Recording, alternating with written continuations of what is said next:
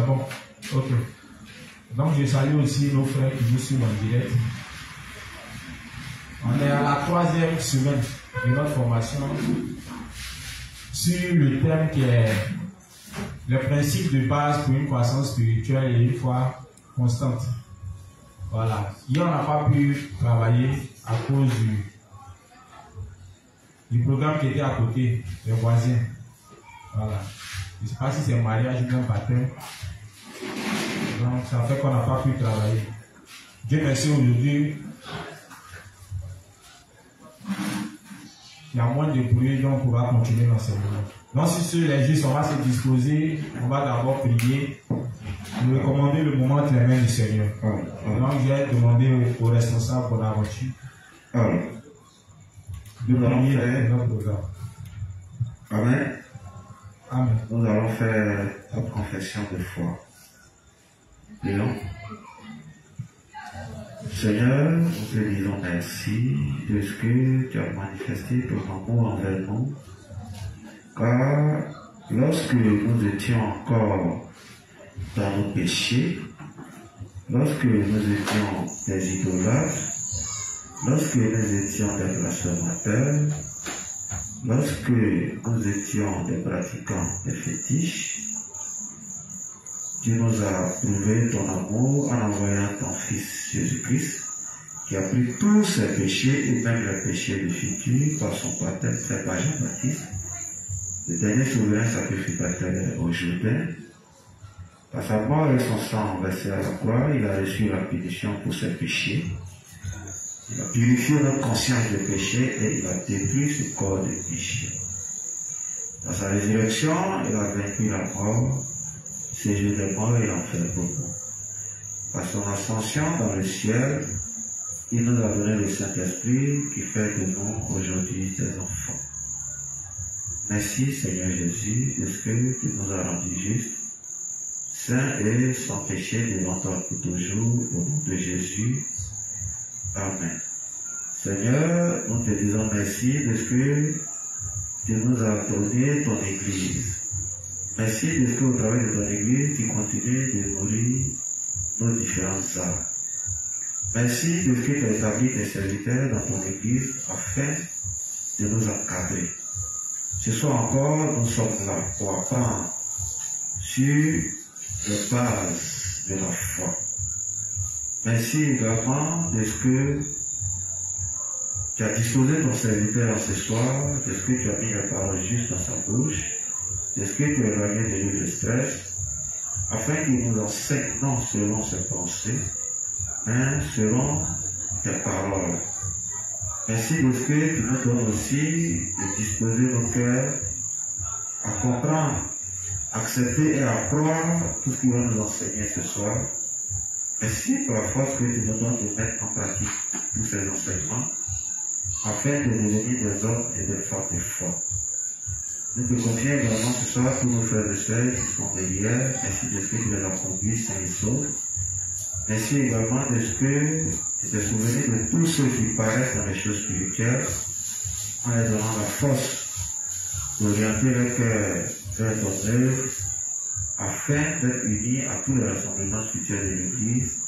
Au nom de Jésus. Amen. Amen. Ok, merci mon frère.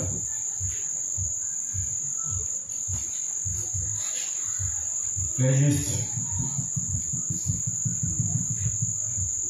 Comme je l'ai dit tantôt, les principes que nous étudions sont les principes de base pour une croissance spirituelle et une foi constante. N'est-ce pas? Voilà. On avait déjà vu 2 points. Le premier point, c'était de savoir ce qu'est l'Église de Dieu. Le second point, c'est s'unir à l'Église, aux saints et aux serviteurs. On avait expliqué ici, les semaines précédentes, ce que signifie être uni. Et le lundi, je suis revenu là-dessus. Donc pour la suite, j'avais dit qu'on devait étudier les avantages. Voilà, ce qu'on gagne en étant unis à l'Église, à nos frères et aux serviteurs. Amen. Je répète, on a vu la nécessité de nous unir à l'Église, aux serviteurs et aux saints. On nous a expliqué les moyens par lesquels nous pouvons être unis, ce que signifiait cette union. Maintenant, on va voir les avantages qui sont liés à notre union à l'Église, aux saints et aux serviteurs. Qu'est-ce qu'on gagne en étant unis? Amen. Ok, donc sur ce, on va commencer. Est-ce que vous pouvez faire la lecture? Avantage de s'unir. Livre 7, page 384, paragraphe 2, intitulé Une personne qui va régulièrement à l'église devient une personne spirituelle. Les justifiants nous donner l'information, non? Où on pouvait avoir les documents. Qui a pu télécharger?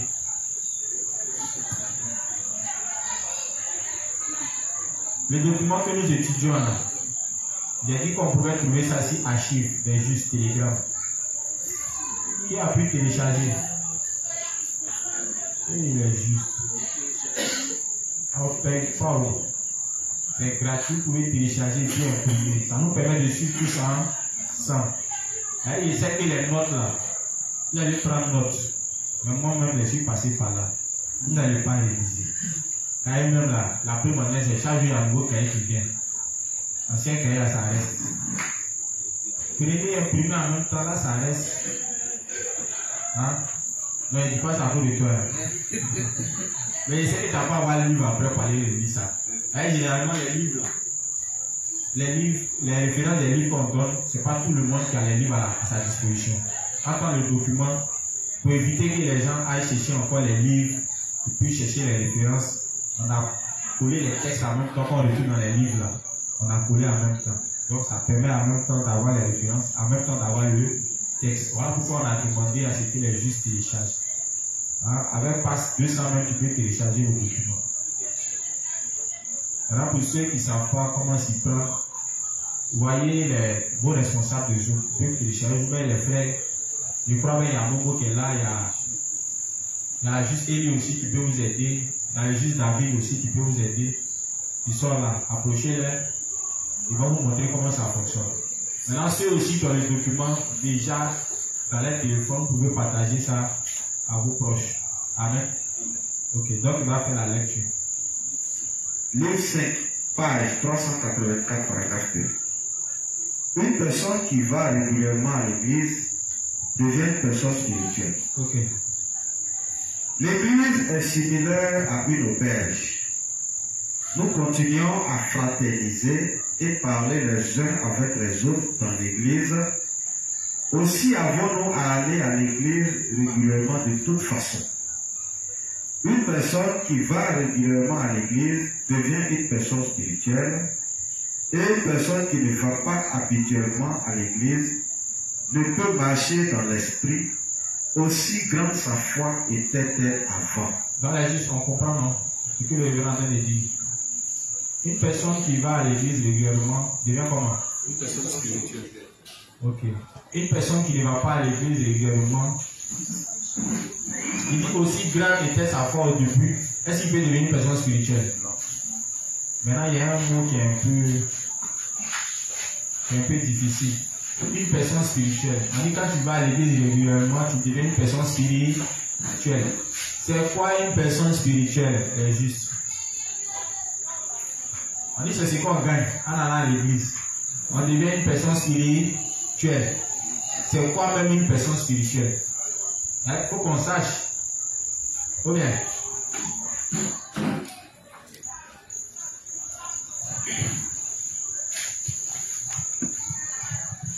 Bonsoir, Pasteur. Bonsoir, les gens. Bon, pour ma part, une personne spirituelle, c'est une personne qui calcule tout dans la perspective de Dieu. Voilà. Il met ses pensées de côté et puis regarde tout dans les principes. Tout ce que l'Église demande, oui. Il les met en application. Amen. Oui, quelqu'un d'autre. Une personne spirituelle, on dit quelqu'un qui va régulièrement à l'église. Il devient une personne spirituelle. Oui. Bonsoir les saints. Moi, une personne spirituelle, c'est une personne dont le cœur est plus porté sur les choses d'en haut. Voilà, une personne qui n'est pas, dont les priorités ne sont pas les choses de la chair. Voilà, et que même quand elle doit faire les choses qui sont en rapport, c'est-à-dire les choses, quand elle doit faire les choses d'une personne qui vit sur terre, travailler, aller à l'école, tout ce qu'elle fait dans sa vie, chercher de l'argent, il y a toujours l'intérêt de Dieu au-devant. Donc c'est un peu ça. Ok, merci.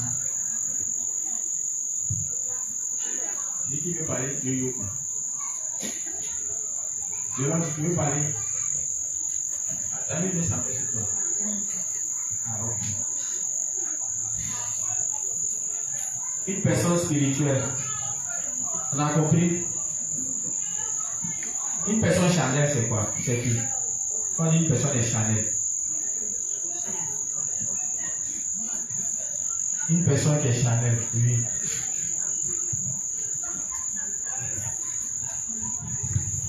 Bonsoir pasteur, bonsoir les saints. Bonsoir, juste. Pour moi, une personne charnelle, c'est cette personne qui fait tout pour la satisfaction de sa chair. Oui. C'est-à-dire tout ce qu'il fait, c'est dans l'intérêt de sa chair. C'est ça. Oui, c'est ça. Merci. Donc une personne spirituelle, c'est quelqu'un qui est le contraire, n'est-ce pas? L'autre qui fait tout pour satisfaire sa chair, ses ambitions personnelles et autres. Et puis une personne spirituelle, c'est quelqu'un qui fait toutes choses pour les intérêts de Dieu. Amen. Mais on dit à quel moment c'est possible de devenir cette personne spirituelle qui fait chaque chose dans les intérêts de Dieu. On dit c'est quand on vient régulièrement à l'église. Amen. Voilà. En fait, c'est évident. Pourquoi? Parce que bien avant même qu'on élève de nouveau, on faisait toutes choses selon la chair. On faisait toutes choses pour les intérêts de la chair. On ne savait pas. Voilà, on ne savait pas faire les choses pour les intérêts de Dieu. Amen. Et vous-même, vous avez remarqué, quand vous êtes venu nouvellement à l'église là, est-ce que vous êtes devenu sur le champ une personne spirituelle? Non, vous ne savez rien de la volonté de Dieu, comment accomplir la volonté de Dieu, qu'est-ce qu'il fallait faire en tant que juste. Amen. Donc, c'est en venant à l'église, en parlant avec les frères, avec les sœurs, en parlant avec les dévanciers, en participant aux différentes activités spirituelles, comment on a appris comment fonctionne la vie de foi. Qu'est-ce qu'il fallait accomplir en tant que juste. C'est toutes ces choses-là qui ont fait de nous une personne spirituelle. Sinon, quand il vient, premièrement, c'est charnel d'abord. Nous tous, quand on est venus ici, on était charnel. Mais il y a d'autres, tant même qui sont venus, ils sont laissés toujours charnel. Pourquoi? Parce que ils n'ont pas côtoyé les saints, ils n'ont pas côtoyé l'église régulièrement, ils n'ont pas pris part aux différentes activités spirituelles. Donc, leur mentalité ancienne là, demeure toujours. Rien n'a été renouvelé. Amen. Je vais prendre le cas, par exemple, d'une personne qui, avant d'être de nouveau, avait pour habitude de regarder ses programmes de feuilleton, les novellas là. Voilà. Son novellas, elle se tape ça matin, midi et soir. On se comprend. On met des ça, va au marché, ou bien il va au travail. Voilà. Tout se résume à lui-même.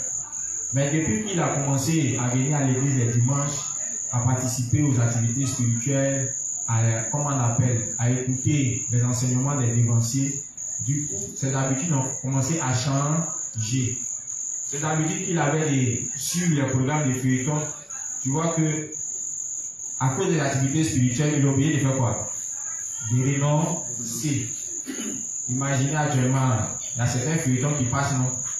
Actuellement, pour les femmes, vous savez, non? Il y a des feuilletons qui passent actuellement. Mais, pourquoi vous êtes là? C'est parce que vous êtes conscient que, en tant que juste, il est nécessaire pour vous de faire quoi? De vous unir aux enseignements. Le fait de vous quoi? Une personne spirituelle. Parce que la mentalité maintenant, elle est quoi? Hein? Elle a changé. Maintenant, chaque chose que tu fais, c'est pour les intérêts de qui? C'est c'est pour l'intérêt de Dieu. Tu suis la volonté de Dieu. C'est ce qui fait de toi une personne spirituelle. Amen. Mais il a précisé, il dit, une personne qui ne vient pas régulièrement à l'église, qui ne fraternise pas avec les frères et sœurs, il dit même si sa foi était grande au départ, cette personne fera quoi? Elle ne pourra pas suivre les désirs de l'esprit. Amen. Ça vous dit quoi? Ça concerne tout le monde. Quelqu'un qui sa foi est grande, c'est qu'il est divancé, ou bien il est responsable, ou bien.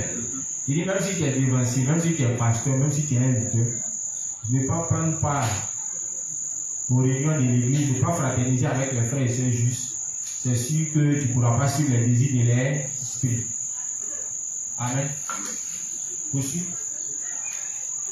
La personne qui vient habituellement à l'église prospère automatiquement spirituellement. Donc une personne qui vient régulièrement à l'église, spirituellement il fait quoi? Pourquoi il prospère? Pourquoi? Il prospère comment? Parce qu'il apprend de nouvelles choses. Au fur et à mesure qu'il vient à l'église, il y a de nouvelles choses qu'il découvre, il y a de nouvelles choses qu'il apprend. Amen. Forcément, il va prospérer. Et allé en moins de 3 semaines, on a appris beaucoup de choses. On a appris sur ce qui était l'église, n'est-ce pas? On a appris aussi ce que c'est que l'union à l'église au sein et au serviteur, n'est-ce pas? Bon, depuis là où on a appris ça, jusqu'à maintenant, notre foi a évolué, mais ça va évoluer. Aujourd'hui, si on pose la question à quelqu'un, pourquoi on doit être uni à l'église, vous êtes mieux placé pour lui donner des enseignements là-dessus, n'est-ce pas? Et votre habitude que vous avez avant de négliger l'église va changer. Amen. Mais tout ça est venu comment? Parce que vous avez été présent à l'église. Mais imaginez quelqu'un qui n'était pas là pendant ces 3 semaines. Il n'a pas appris sur ce qu'est l'église de Dieu. Il n'a pas su ce qu'est véritablement l'union. Amen. Est-ce que cette personne-là pourra mener sa vie de foi comme vous le menez aujourd'hui? Non. Mais la vie de foi, elle est menée quand on comprend les Écritures et qu'on suit. Amen. La foi, elle est basée sur la parole de Dieu. C'est ce qu'on entend, c'est ce qu'on suit. Tu n'as pas entendu, tu fais comment vous suivez. Amen. Donc, venir à l'église régulièrement permet à notre foi de faire quoi? De prospérer. Amen. Oui. La personne qui vient habituellement à l'église prospère automatiquement spirituellement, oui. Aussi faible soit-elle. On dit même si elle était faible auparavant, forcément elle va prospérer. Parce qu'elle apprend des dévancés, elle apprend des frères et sœurs. Amen. À chaque fois qu'il y a un enseignement, cette personne apprend constamment. Oui. Cela est dû à la fraternité spirituelle après qu'on ait reçu la rédemption. Cela est dû à la fraternité spirituelle. On a déjà expliqué fraternité spirituelle, non? On a consacré bien ma presse. Allô. On dit cela est dû à la fraternité spirituelle. Qui peut m'expliquer la fraternité spirituelle? C'est juste. Oui.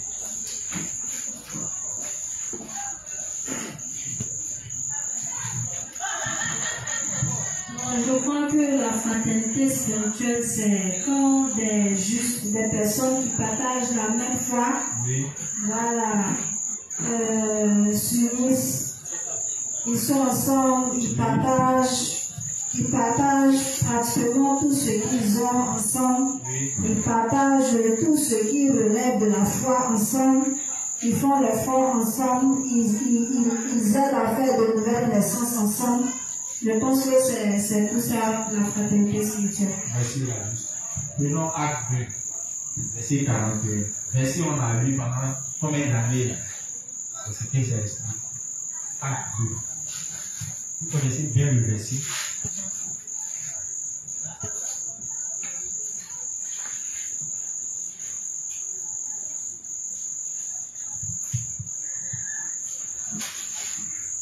Regardez.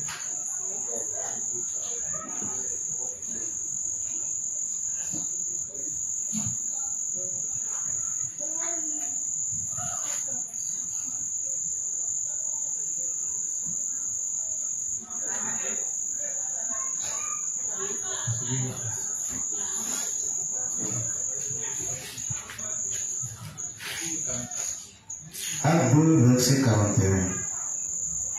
Ceux qui acceptèrent sa parole furent baptisés, et en ce jour-là, le nombre des disciples s'augmenta d'environ 3000 âmes. Oui. Ils persévéraient dans l'enseignement des apôtres, dans la communion fraternelle. Donc, ils persévéraient dans l'enseignement des apôtres, oui. Dans la communion fraternelle. La communion fraternelle. Dans la fraction du pain. Oui. Et dans les prières. Ils persévéraient aussi quoi dans les prières, oui. La crainte s'empara de chacun, et il se faisait beaucoup de prodiges et de miracles par les apôtres. Okay. Tous ceux qui croyaient étaient dans le même lieu, oui. Et ils avaient tout en commun. Ils avaient tout en commun. Tout en commun. Donnez-moi des exemples, juste. Ils avaient tout en commun. Ah, ouais, le fait qu'ils mangeaient qu'avant ensemble. Il n'y a pas d'autres. Ils ont expliqué un peu plus haut. Ils priaient ensemble. Ils allaient faire front ensemble. Bon, comme moi, par exemple, il y a un souci, je peux approcher tel frère, puis discuter de cela avec lui, n'est-ce pas? Voilà, oui. Ils vendaient leurs propriétés, oui, et leurs biens. Et ils en partageaient le produit entre tous, oui, selon les besoins de chacun. Donc, on va faire nos business. On vient, quand quelqu'un a un souci, on prend, on l'aide. Amen. Voilà, oui. Ils étaient chaque jour tous ensemble. Ils étaient chaque jour tous ensemble. C'est pas ce qu'on vous demande. On n'a pas dit chaque jour de quitter vos maisons, venir se rassembler à l'église ici. Hein. C'est pas ça. Mais on doit se fréquenter constamment.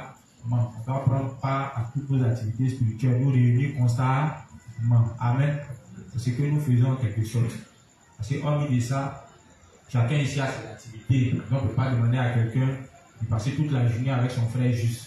Mais au moins, quand tu descends de ton boulot, s'il y a un programme là où les justes sont réunis, tu t'arranges avec les gens. Amen. Voilà.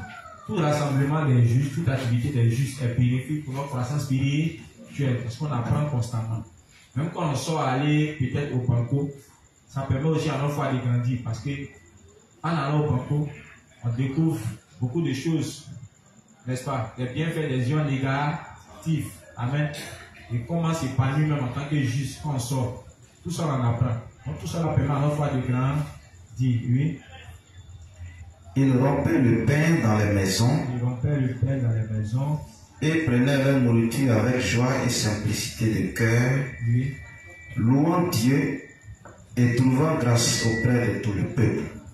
Et le Seigneur ajoutait chaque jour à l'église ceux qui étaient sauvés. Amen. Amen. Donc on a compris la fraternité spirituelle, non? Toujours ensemble. On apprend des uns des autres, on apprend des dénoncés, on va faire nos fois ensemble, on étudie ensemble, on fait tout ensemble. Ça permet à ceux-mêmes qui étaient faibles d'apprendre les plus forts et ça les aide aussi à grandir. Amen. Donc on retient. Venir régulièrement à l'église nous permet de faire quoi? Venir régulièrement à l'église nous permet de faire quoi? De devenir spirituel et puis de faire quoi encore? De prospérer spirituellement. Amen. Ça nous montre que si aujourd'hui on a nos prédécesseurs qui sont devant nous, la question qu'on se posait c'était comment ils sont arrivés à ce niveau. C'est parce que eux aussi là sont passés par ce principe. Ils ont mis un temps à part où constamment ils sont venus à l'église, ils ont appris des frères, ils ont appris des sœurs, ils ont appris des devanciers.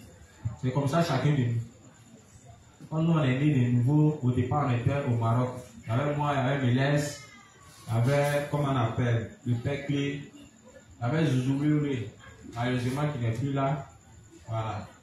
Il est responsable maintenant chez les légalistes. Bizarre. Allô, chacun mon micro. Allô.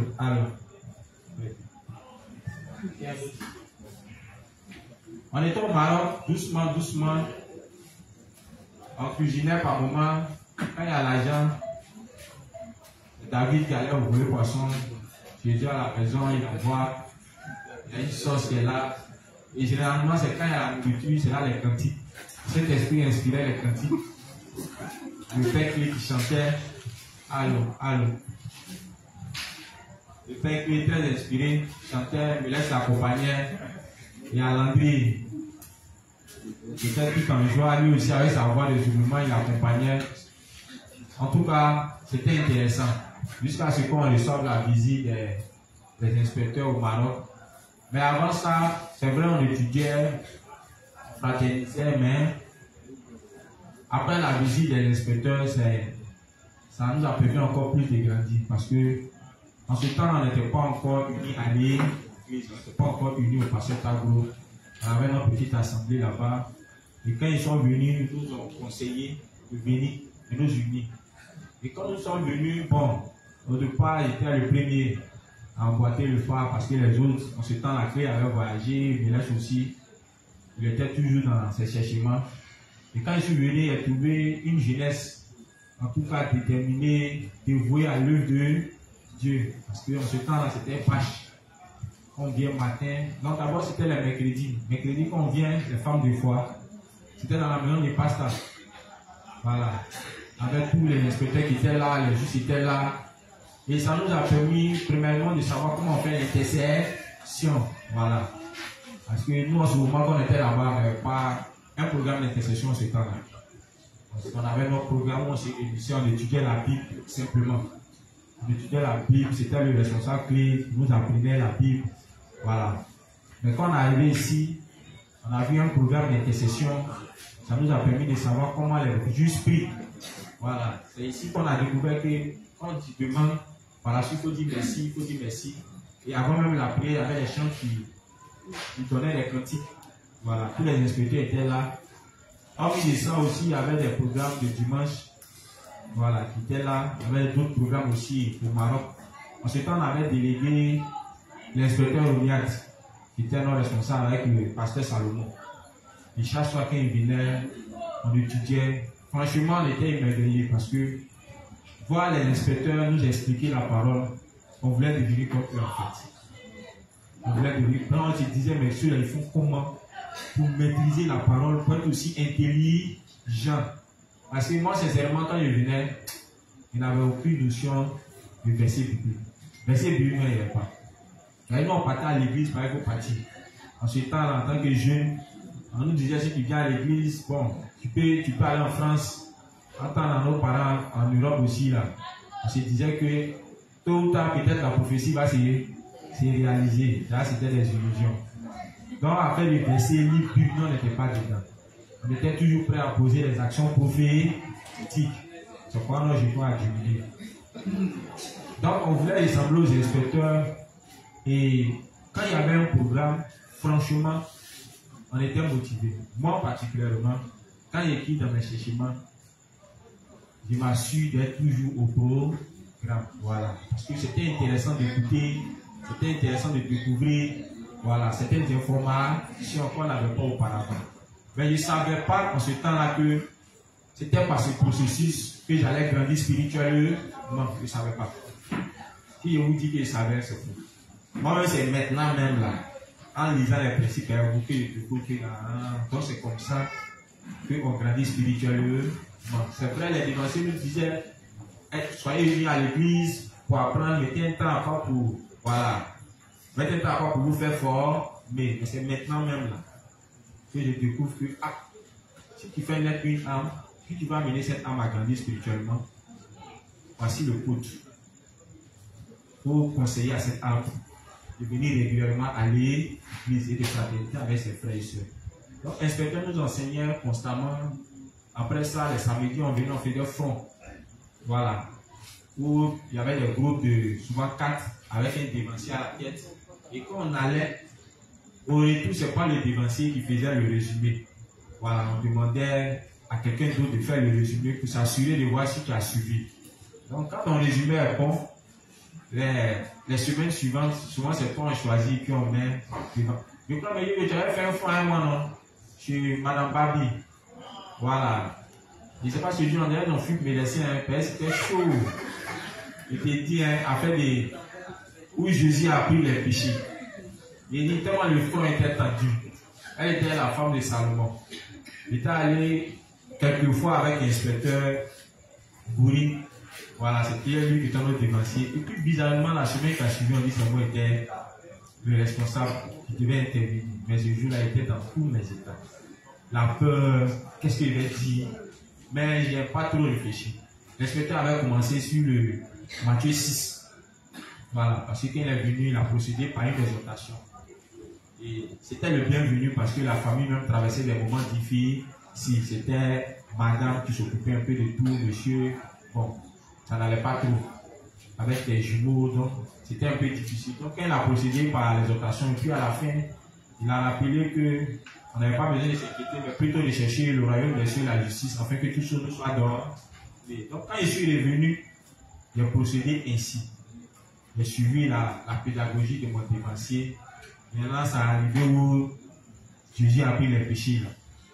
Quand j'ai posé la question au monsieur, il dit, c'est au prétoire que Jésus a pris les péchés. Vous connaissez au prétoire, non? Le jour Pilate, j'ai envoyé Jésus. La cour, Pilate était arrêté.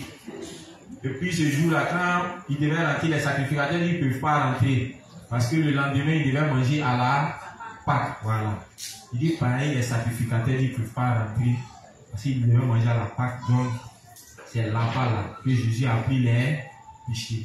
J'essayais de lui montrer que non, c'est pas là-bas, c'est au baptême. Vous savez, en tant que débutant, toujours pressé à faire le résumé de l'évangile. Donc, c'est devenu une vive discussion. Il est là à côté, mes soeurs ont disparu. Les soeurs vont m'attendre ici. Mais au sortir de là-bas, franchement, j'avais transpiré. Voilà. Mais c'était intéressant parce que on apprenait comme ça. Et au fur et à mesure sur le terrain, à force de côtoyer les dévanciers, aller faire front constamment, franchement, ça nous a appris à savoir faire des fronts, surtout au niveau de l'agence Orange Money. Voilà. Tout le temps, on était là auprès des pères. Quand il y a des gars qui viennent avec des doctrines, soit des carrés, comment on appelle, des capouistes, ou bien des évangéliques, on est toujours assis à côté, toujours prêt à suivre le front attentivement. Mais vous imaginez un dévancier qui fait un front avec soit un kamite, ou bien un évangélique, ou bien un capouiste. Mais tout ce qui s'est passé sur le front là, c'est tout ça là qu'on essaie de retenir. Et les prochaines fois qu'on rencontre nous-mêmes, comment on appelle, quelqu'un qui croit en cette doctrine, on ne fait que faire le copier. Vous avez vu que le temps passé auprès d'un dévancier en train de faire front, ça t'a permis de faire quoi? Apprendre. C'est comme ça qu'on prospère. Amen. C'est comme ça qu'on prospère. Et hormis même des enseignements, il y a des fois même où tu es là et puis les dévanciers s'élèvent et puis ils disent bon, allez payer Gaba. Souvent Gaba 10 000, souvent Gaba 20 000.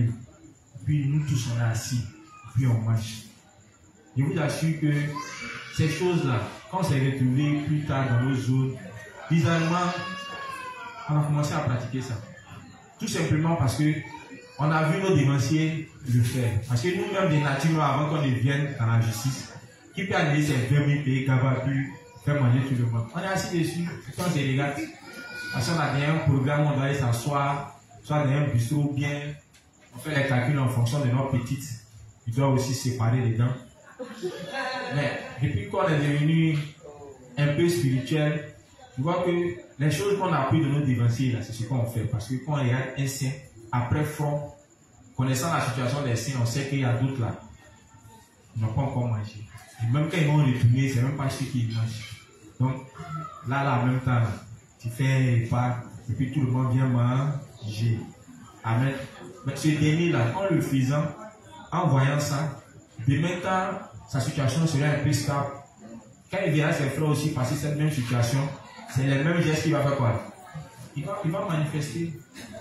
Faire ces genres de choses-là, c'est pas spirituel. C'est spirituel. C'est ce que l'apôtre Paul parlait dans. Il dit rompait le pain en il vendait leurs biens et puis partageait selon le besoin de chacun. Amen. Donc c'est toutes ces choses-là. Mais sans fréquenter l'église, sans fréquenter les serviteurs, sans fraterniser avec ses frères et sœurs, est-ce que ces choses n'ont pas apprendre? C'est pas possible. Amen. Donc on comprend, non? Venir à l'église, c'est avantageux pour nous, non? Spirituellement, on pourra prospérer. Amen. Voilà. Et puis on deviendra des personnes spirituelles. Amen.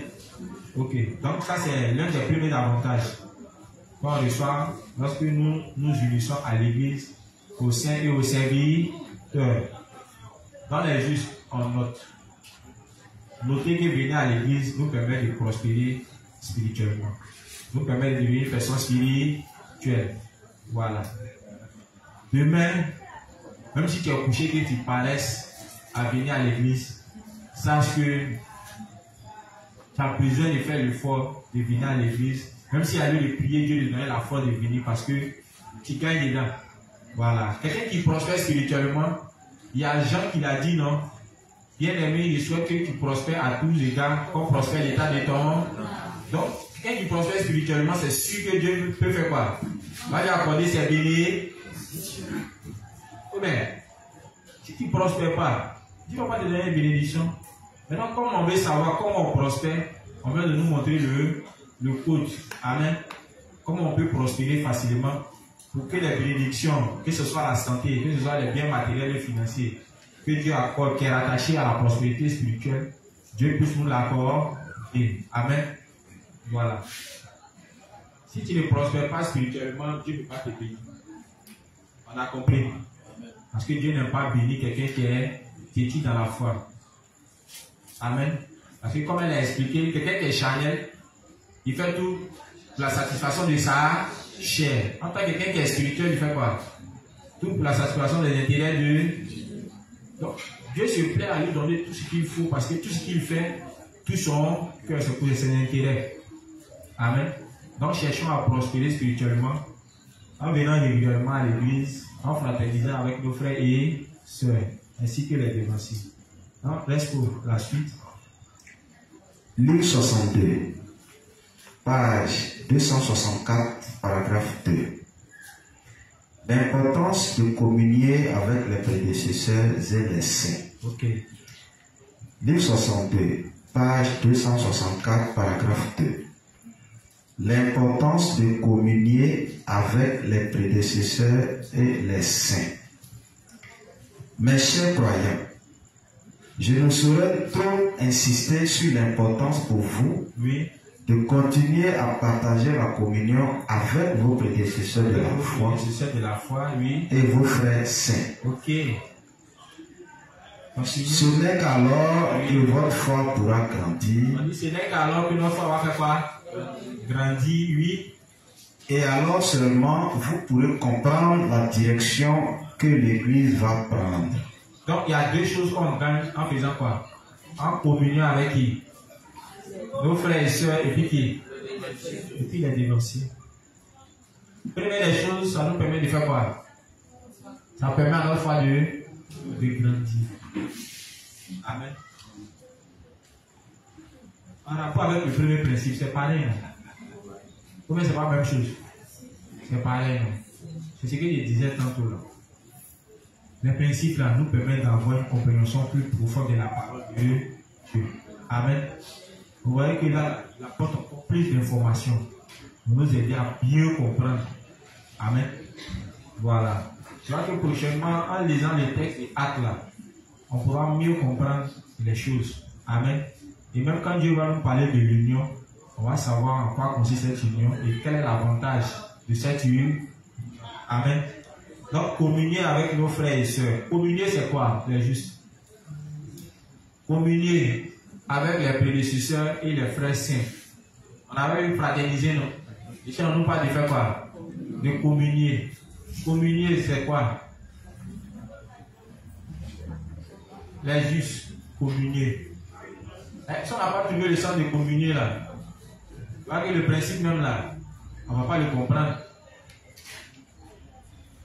Les justes, communier.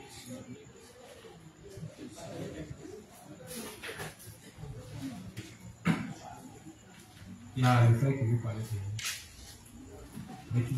Ah, laisse-moi moche. Communier. Dans le mot communion, on voit le mot qui est la racine commun. Oui. Et tout à l'heure, le passage de Actes qu'on a lu, il dit qu'ils avaient tout en commun. Donc, c'est de partager tout. Merci. Amen. Amen. C'est ça. C'était pour savoir si vous avez compris. Et je sais que les justes ont compris, mais ils ont peur de le dire. C'est la même chose là. J'avais dit que c'est la même chose, les justes. Amen. Donc, en plus de devenir spirituel, il dit notre foi va grandir. Amen. Ok. La suite. Sinon, vous travaillerez dur par vous-même, Oui. mais vous ne pourrez pas réaliser où va l'Église. Amen. Amen. Les justes, comme je l'ai dit, c'est bon pour nous qui venons d'arriver dans l'église.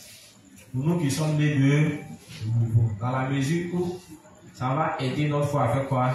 À grandir. Mais comme je l'ai dit là, ça aussi c'est bon pour ceux qui sont devenus des prédécesseurs, des dirigeants. Comment aider les saints à grandir spirituellement? Amen. Qu'est-ce qu'il faut pour amener un saint à grandir et à devenir une personne qui est comment? Qui est spirituelle. C'est d'amener les saints à faire quoi? À venir régulièrement à l'église, à communier avec les frères, les sœurs, ainsi que les prédécesseurs. Amen.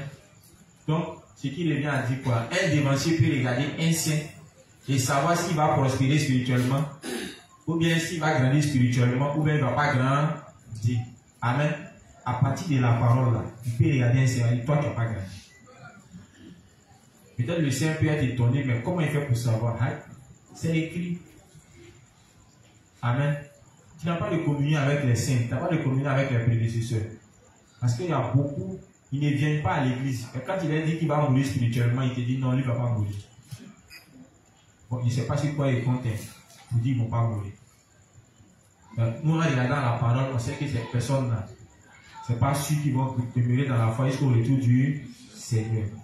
Le révérend a dit, parlant de l'union, aucune personne ne peut mener sa vie de foi en dehors de l'église, en dehors de la communion avec les prédécesseurs, avec les frères et sœurs justes. Ce n'est pas possible. À plus faire raison, parler de grandir spirituellement. Amen. On a compris? Ok. Oui. Le principe suivant.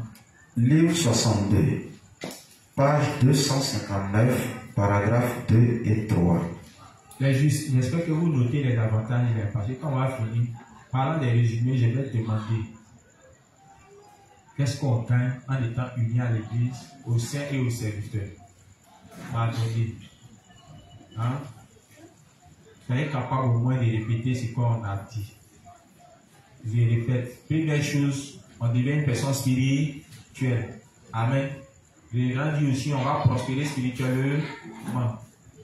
Il poursuit encore, il dit, on va grandir spirituellement. Et on saura où va l'église. Amen. Vous prenez note. Tout ça là, vous avez besoin de ces informations là. C'est ce qui va vous donner la force de vous unir à l'église, aux frères et aux saints. Amen. Mais si tu ne sais pas quoi tu gagnes dedans, comment tu peux avoir la force de venir à l'église? Parce que n'oubliez pas, venir à l'église aussi là, c'est un renoncement à soi. Hein. Ou bien, c'est comme quelqu'un qui va au travail. Par moment là, on n'a pas envie d'aller au travail, non? Ou bien, mais qu'est-ce qui nous pousse à aller au travail? C'est pas parce qu'il y a un salaire qui tombe à la fin.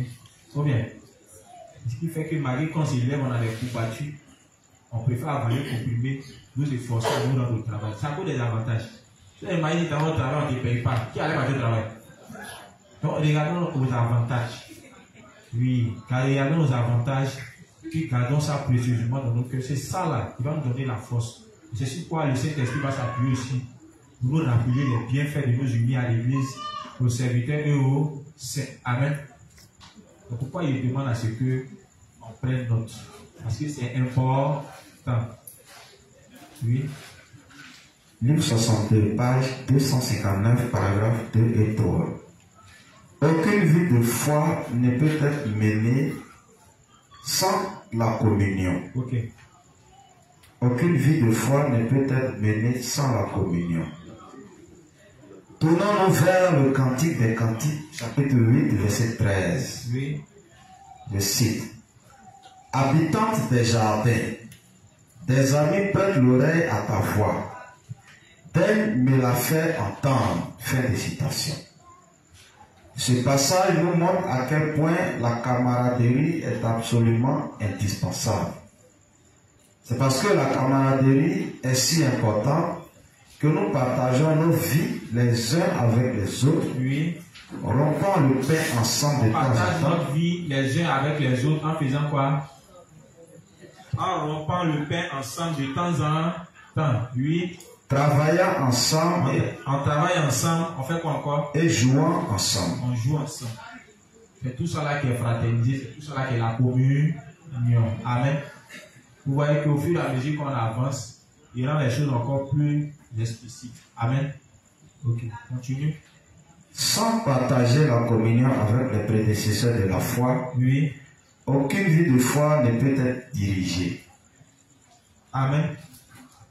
Sans partager la communion avec les prédécesseurs dans la foi, aucune vie ne peut être dirigée.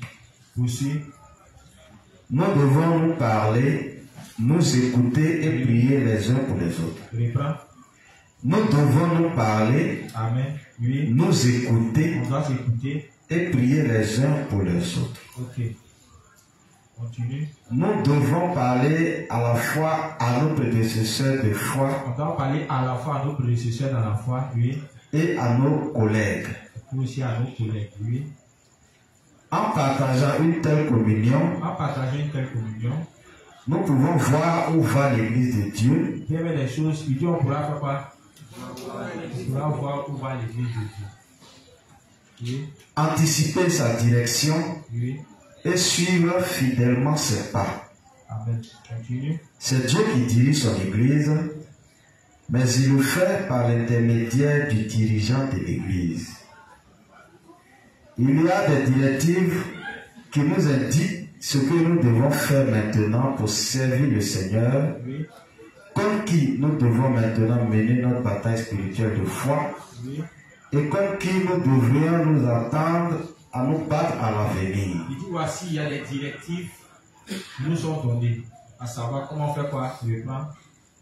Il y a des directives Oui. qui nous indiquent ce que nous devons faire On maintenant nous indique ce qu'on doit faire maintenant pour suivre le Seigneur, pour suivre le Seigneur.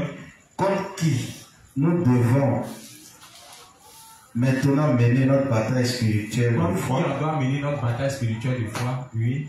et comme qui nous devrions nous attendre à nous battre à l'avenir. Et comme qui on doit s'attendre à nous battre à l'avenir. Amen. Oui. Pour que nous puissions bien voir Pour qu'on puisse bien voir ces directives. et suivre ces directives, Oui. nous devons partager notre communion avec les travailleurs de Dieu. On doit faire quoi? Avec qui? Les travailleurs de Dieu. Avec les travailleurs de Dieu, c'est-à-dire les prédécesseurs. Amen. Les directives sont là. Amen. Et ces directives, c'est ce que nous étudions actuellement. Si vous n'étiez pas là, est-ce que vous allez savoir ces choses? C'est parce que vous êtes présent qu'on est en train de partager notre communion autour de la parole de Dieu. Mais le faisant, vous voyez qu'il y a des informations qu'on vous communique. Et c'est en fonction de ces informations-là que vous allez mener votre vie de foi. Amen, les justes. Si nous devions autrement mener notre vie de foi séparément par nous-mêmes, alors nous finirons par mener une vie de foi qui est loin de la volonté de Dieu. Amen. Amen. Donc ici, qu'est-ce qu'on gagne? En parlant à nos frères et sœurs, les serviteurs, en priant ensemble, en jouant ensemble, il nous a expliqué dans les moindres détails ce que signifie la communion, n'est-ce pas? Voilà. Mais il dit en le faisant, vu qu'il y a des directives qui nous sont données pour nous aider à savoir comment mener notre vie de foi, comment mener notre bataille spirituelle, etc. Il dit c'est fait quand nous faisons quoi? Quand nous communions avec qui? Avec les dirigeants, avec les prédécesseurs. Amen. Ce qui revient à dire quoi? Être uni aux prédécesseurs dans la foi vous permet de faire quoi? De connaître les volontés de Dieu. Amen. Si tu n'es pas uni aux prédécesseurs, tu ne pourras pas connaître les volontés de Dieu parce que c'est au travers de ses serviteurs que Dieu fait quoi? Il nous communique ses volontés. Le serviteur, c'est son rôle qui est là. Communiquer les volontés de Dieu au peuple. Vous n'avez pas remarqué quand Moïse quitte la montagne, là, quand il fait pas. Il est là pour communiquer. Vous voyez ce que Dieu a dit. Tous les serviteurs même là, qui nous ont précédés, là, leur rôle était de faire quoi? C'était de communiquer la volonté de Dieu. Amen. Voilà. Ok. Livre 62. Livre 62, page 23, paragraphe 2. Faire confiance à notre chef spirituel. Ok. Livre 62, page 23, paragraphe 2. Faire confiance à notre chef spirituel. Cependant, si vous avez un berger qui vous guide, alors vous serez plus que capable de suivre la justice du Seigneur. Oui. C'est parce que vous recevrez les bénédictions de Dieu lorsque vous vous unirez au Seigneur en faisant confiance à votre chef spirituel. Amen. Être uni à son chef spirituel, à son dévancier, nous permet de faire quoi? De recevoir quoi?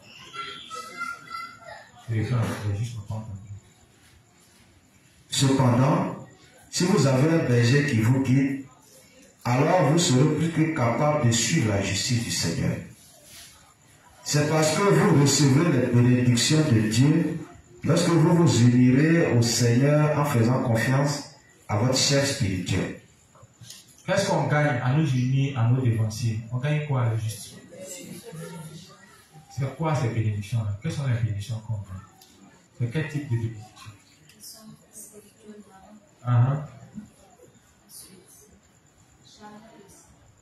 Vous n'êtes pas, tu ne crois pas trop Chanel, tu vois beaucoup de temps à dire Chanel. On gagne tout ça là, les justes. Bénédiction spirituelle, bénédiction matérielle, bénédiction financière. On gagne. Amen. Et ça, franchement, juste pour un témoignage, je l'ai expérimenté parce que en venant dans l'église, je n'avais rien. Voilà. Je suis venu dans l'église n'ayant rien. Et puis, j'ai passé un temps à étudier la parole, à venir à mes dévanciers, à essayer plus ou moins de suivre les instructions qu'il me donne. Mais juste, il faut dire que toutes les instructions que nos dévanciers nous donnent, ce sont de véritables sources de bénédiction. Au départ, on ne comprend pas ce qui se cache derrière. On ne sait pas. Amen. On ne sait pas. Ce qui me plaît ici, c'est que les instructions qui sont données proviennent du révérend. Et quand les dévanciers nous donnent des orientations et des instructions, ils s'appuient toujours sur les paroles de qui? Du révérend. Et lui-même ayant déjà fait les expériences, quand ces instructions, on essaie de les suivre et puis de les appliquer, franchement, on est béni. Remarquez vous-même, par rapport à ceux qui ont déjà fait, par exemple, 1 an ou bien 6 mois, quand vous regardez à votre passé, et puis maintenant, je vais parler au niveau de l'aspect spirituel. Il n'y a pas eu un changement, il n'y a pas eu une évolution. Hein? Il n'y a pas eu d'évolution. Il y a eu une évolution. Avant même, on pouvait s'arrêter devant un homme de Dieu et puis discuter de la parole de Dieu. Ce n'est pas possible. Même parler, même aller évangéliser, même là, on ne pouvait pas. Parce qu'à la base, même là, on se disait qu'on n'était pas bon. Voilà, on n'était pas bon. Donc, du coup, quand le quartier va te voir avec une Bible arrêtée au carrefour, il sait ce qui va sortir. Donc, ça faisait que moi, particulièrement, les évangélisations sorties, aller seulement au carrefour, moi, je ne participais jamais à ça. Parce que les gars de mon quartier me connaissent.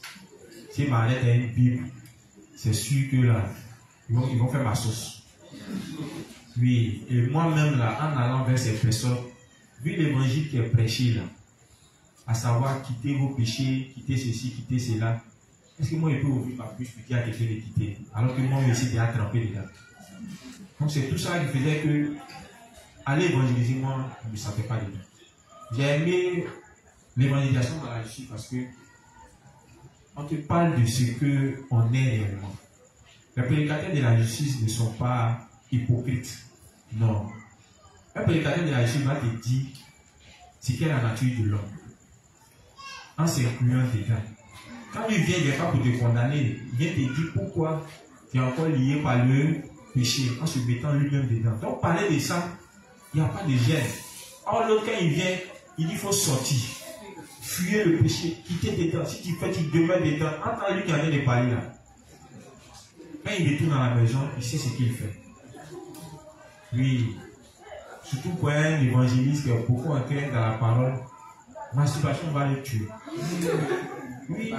Ah, le pasteur te dit de ne pas toucher à une femme. On se connaît. Moi, j'avais un de mon gars là.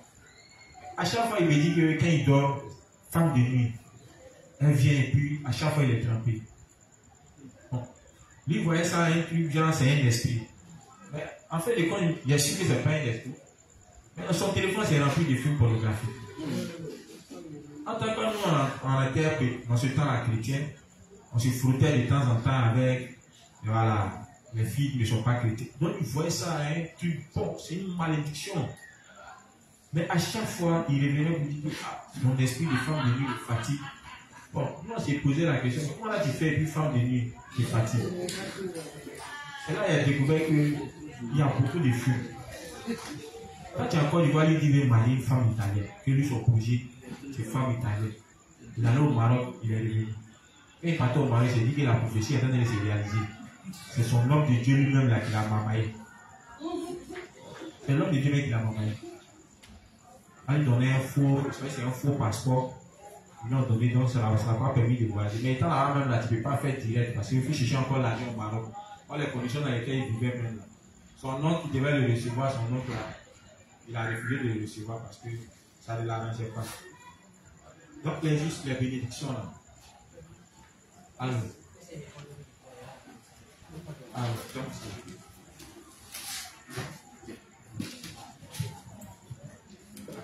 donc je disais comme ça. Allô.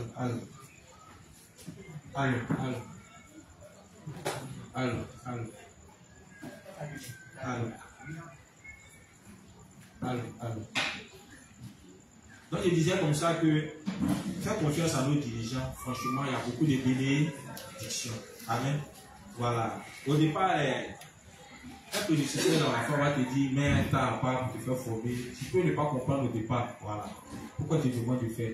Mais en le faisant, vous voyez qu'on apprend de la foi. Et notre foi grandit, spirituellement on prospère. Et ce qui fait que, à un moment, quand on est en train de mener notre vie de foi, il y a des choses qu'on peut obtenir.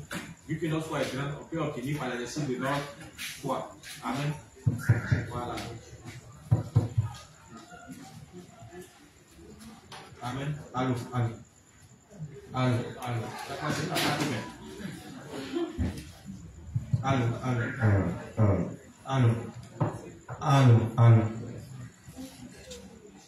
Amen. Ok. Donc, je continue. Voulant suivre les instructions de mes prédécesseurs, à ce niveau, j'ai un témoignage. C'était dans mes périodes où le pasteur m'a demandé de venir à 13 jours, de suivre les examens de 13 jours. On dit que dans cette période-là, c'était tellement chaud.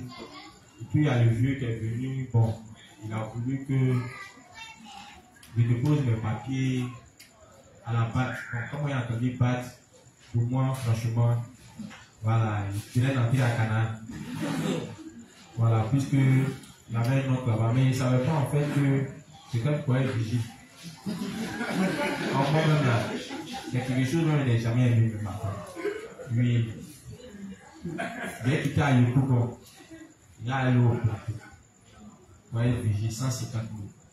Ici à CP 4, 150 000. Bon, il y a des transports, nourriture. Qu'est-ce qu'il vient voir pasteur? Déjà, pasteur va jamais dire qu'il ne faut pas faire. Lui, c'est son côté, ça là. Franchement. Puis bizarrement, bon, j'ai évité ça aussi. Parce qu'un service qui lui dit qu'il ne faut pas faire, la suite du temps, quand c'est chaud, et te voyant quand on a de faire tes business, ça marche, il va dire que c'est son sorcier.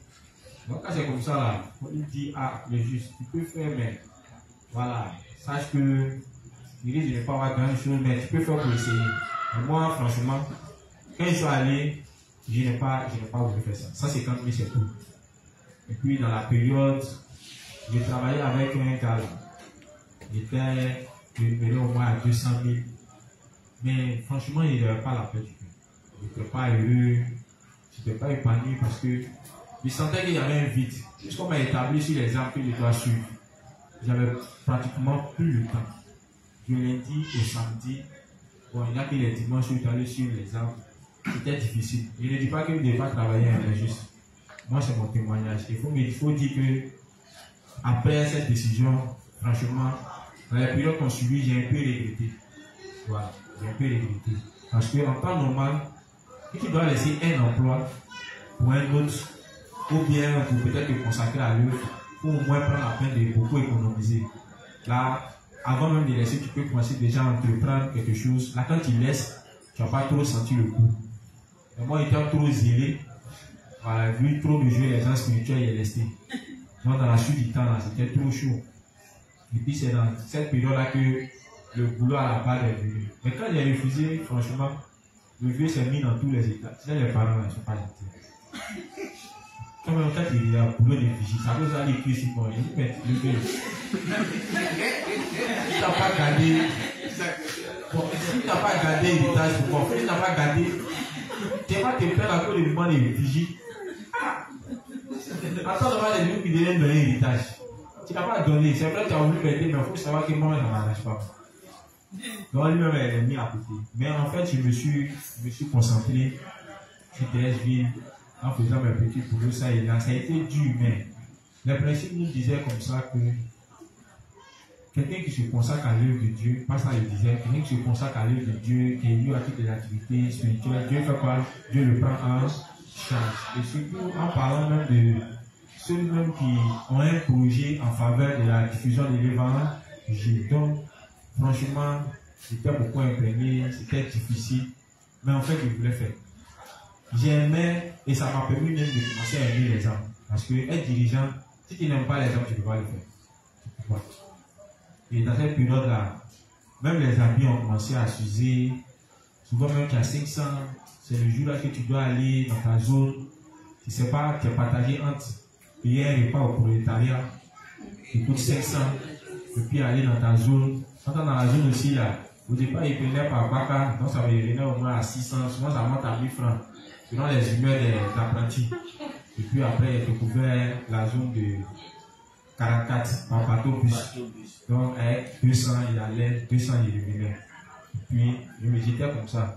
Souvent, quand tu arrives, bon, c'est les gens même là, par moment, elles te regardent, elles savent ce que tu as fait. Oui, elles savent. Là, c'est la juge Béatrice. Donc, par moment, elle vient, puis, son repas là, elle divise en deux. Puis, elle prend, elle pousse un peu à côté de. Quand tu es dévancé, là, tu n'as pas de goût, hein, juste. Là, et puis, si tu penses à ça, on a envie de pleurer. Ça fait honte. Oui, c'est très, très, très humiliant. Quand je venais au départ, par moment, c'est jus, avant les sucreries. Donc, quand je viens, c'est les femmes légalisent d'avant, là, quand ils reçoivent un homme de Dieu, elles aiment l'accueillir en qualité d'homme de Dieu. Donc, elle va prendre à chaque fois une sucrerie, là, je fais arrêter. Voilà, parce que, apprenant de mes prédécesseurs, je sais qu'ils n'ont pas pour habitude de prendre les choses dans la main des hommes, surtout quand ils sont nouvellement nés. Donc, il m'a dit d'arrêter. Et si elle continue, je ne vais plus jamais payer quelque chose avec elle. Donc, elle a coupé. Même souvent, on me fait les transferts, elle oublie de se cacher, et puis elle fait le transfert sans qu'il me rende compte. Ça, c'est quand peut-être il peut lui demander, ah, la juste, tu n'as pas une unité, il va appeler tel frère. Quand il n'a pas une unité, puis après, elle se cache, elle s'en fait le transfert. Mais tout ça, j'ai persévéré là-dedans, parce que je me suis dit une chose. Les dimensions m'ont dit, quelqu'un qui vit pour l'évangile, non seulement c'est l'avenir de ses enfants qu'il est en train de préparer, mais il y a la Bible aussi qui dit, comme le disait David, depuis lui, il n'a jamais vu un saint mendier son pain. Et puis il y a le livre 59 où le révérend disait, en parlant d'Abraham, que du moment où le juste reçoit la rémission de ses péchés, la bénédiction est sur sa tête. Au fur et à mesure qu'il mène sa vie de foi, en cherchant les volontés de Dieu, la bénédiction découle dans sa vie. Donc toutes ces promesses-là étaient fortement attachées dans mon cœur. Il me disait que si on suit les instructions du révérend, tout ce que le révérend dit, s'il essaie de marcher, forcer, les bénédictions qui sont attachées là, ça va se déverser sur nous. Amen. Et c'est comme ça on a suivi petit à petit. Le premier constat, c'est que à partir d'un petit nombre, Dieu a commencé à attirer les âmes petit à petit. Et tout ça là, c'est grâce toujours aux instructions des responsables. Voilà, parce que quitter très vite et puis aller évangéliser, toi c'est dans la zone, c'est impossible. C'est que tu as payé transport à chaque fois. Donc, par exemple, me disait, s'il y a une personne, tu prends une personne, tu le formes suffisamment. Quand l'âme est bien formée, à son tour, il va aller faire quoi? Il va aller tirer une âme. Les deux là, tu le formes bien. Elles vont retourner, c'est au moins 4. Et c'est comme ça qu'on a commencé à se multiplier. Donc, pour dire que je suis allé porte à porte, aller évangéliser, je ne l'ai pas fait. Quand je le faisais dans le temps, c'était pour apprendre aux saints comment évangéliser. Amen. Le couleur là, c'est eux maintenant qui font le boulot sur le terrain. Amen. Mais j'ai pu réussir grâce à qui? À mes dévanciers. Parce que par expérience dans le domaine, ils ont pu facilement m'orienter. Amen. Mais ça ne suffit pas. Parce que faire les âmes n'est pas la fin de toute chose. Ah, comment tu vas les suivre? Comment va se passer même au niveau des fonds, au niveau de l'administration, au niveau des responsables, tout ça là. C'est encore les prédécesseurs dans la foi. Et parlant même du projet de ma zone, j'ai dû encore consulter mes prédécesseurs parce qu'on m'a dit quand il y a un projet pour ta zone, ou bien pour toi-même personnellement en faveur de l'évangile, quand tu pries constamment, Dieu t'apporte des bénédictions. Et j'ai appris ça aussi. Et par la suite, on a fait l'expérience d'acheter d'abord le matériel de la zone. Certes, on faisait les offrandes, certes, il y avait des dons. On a voulu voir comment exercer la foi. Et donc, on a lancé des défis à relever. Comme par exemple, au début, on a commencé avec tam-tam, qu'on devait payer. Tam-tam, cascanette. Oui, tam-tam, cascanette. Et puis paf. À paf coûtait au moins 200 000. Tam-tam et quoi bien autour de tout. On a mentionné et puis on a donné un temps d'exécution. Plutôt autour de 6 mois. Et puis, on a passé l'information juste sans pression. Mais juste on commençait à participer. Le dévancier lui-même, c'est lui toujours qui doit participer le plus. Donc on a commencé à participer. Et puis d'ici la fin des 6 mois, c'est qu'on a demandé à Dieu là. On a obtenu ça. Cascanette, tam-tam, et paf, plus 2 micros. On a dit comment ça fonctionne. Donc ce qu'on va faire, on va demander piano. Et puis on a procédé, même chose. 6 mois encore. Je vous dis, sans prendre l'argent dans les offrandes, ni toucher les promesses de Dieu. Donc, nous-mêmes, on a voulu voir comment Dieu bénit les justes. Puisque le pasteur le disait, les dévanciers le disaient, mais nous, on voulait faire l'expérience. Parce que ce que les saints oublient, quand il y a un projet dans l'église et que les saints décident de souscrire de bon cœur, Dieu les accorde les bénédictions qu'il faut pour pouvoir y participer. Donc, c'était comme ça, il voulait amener les saints, y compris moi-même, à faire l'expérience. Donc, le piano, ça coûtait autour de 350 000. Voilà, les saints demandaient, mais il n'y a pas de pianiste. Si on a payé le piano, et le pianiste va venir. Et je ne sais pas ce qui passe à faire ici. Quand le piano devait venir, bon, malheureusement, on dit les saints qui disaient qu'ils savaient jouer là. Quand le piano est venu, on s'est rendu compte que le saint même là, il ne maîtrise pas. Attends, avant que ça devienne, on demandait qui savait jouer le piano, il a levé sa main ici. Il sait jouer. Peut-être qu'il ne croyait pas que le piano allait venir. Dans sa grande surprise, le piano est là. Le cerveau tapé maintenant, il a clavier. Le cerveau est là. Amen. On a dit piano là venu. Le piano est venu. Il y a un saint, c'est lui. Il fait jouer à la partie. Mais ce n'est pas juste piano. Donc, comme on a demandé au juge qu'il y a un talent en matière de piano et autres, il n'avait pas, mais lui, franchement, il a voulu faire la chose. Et Dieu merci. Il a appris, il venait ici au nord, il apprend aussi avec un frère de Sikoji, il croit bien. Il apprend. Aujourd'hui, là, il s'améliore au fur et à mesure. C'est comme ça aussi, le tam-tam, on n'avait pas de batteur. Il y a le frère Calvin aussi qui a décidé de se faire former. Dieu merci, aujourd'hui ça va. Dimanche passé là même, il ne sait pas s'il voulait arracher le banc. Il ne sait pas quand il tape la banque, trempe. Il met la force. Attends, son frère est cassé. Son frère était cassé, c'est pas. Les parents ont parlé, ils sont forts. Pendant qu'il est cassé, ils ont réparé ça. Mais quand le gars là tape tam-tam là, tape dans les élèves là, ça veut dire c'est comme il tape avec force. On a eu aussi ce frère là. Franchement, ça peut dire quoi? Les instructions que nous donnons nos dévanciers, Ça paraît peut-être éphémère, ça paraît peut-être, voilà, faible, mais c'est rempli de puissance. Amen. Voilà. Il y a non seulement ce que nous dévanciers nous donnent, il y a aussi les instructions que le révérend nous donne. Amen. Voilà. Et en suivant ça, en lançant les promesses du nom constamment comme ça, je vous assure, Dieu a commencé à nous donner des bénédictions. Voilà. Un peu ça et là. Et aujourd'hui, ça va. Ça va à tel point que, bon, même quand il y a un nouveau-né maintenant, là, on s'en va le chercher en voiture d'abord, venir déposer, juste pour le blaguer dans un début, quoi. Voilà. Et les saints, quand il naissent de nouveau, quand il dit au saint, viens à l'église, il n'a pas la force.